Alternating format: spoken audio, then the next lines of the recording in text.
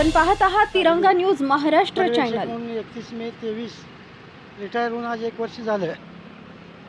1 वर्षापासून माझा फंड आणि ग्रॅज्युटी गेल्या 22 मार्चला उपोषणला बसलो, त्यावेळेला फंड आणि ग्रॅज्युटी दिली। परत राहिलेला हक्काचा पगार मार्चमध्ये देतो म्हणून DDRने मध्यस्थी करून मला उपोषणासनं उठवलं।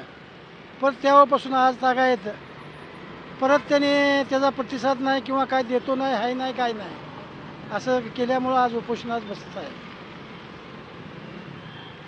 संविधानिक व लोकशाही न्याय हक्कासाठी निर्भीड पत्रकारिता करणारे एकमेव चॅनल। आपल्या परिसरातील ताज्या बातम्यांसाठी आजच आपला तिरंगा न्यूज महाराष्ट्र चॅनल सबस्क्राइब करा, अपडेट रहा। तिरंगा न्यूज महाराष्ट्र मुख्य संपादक सलीमभाई अत्तार। बातमी व जाहिरातीसाठी स्क्रीनवर दिलेल्या नंबरवर कॉल करा।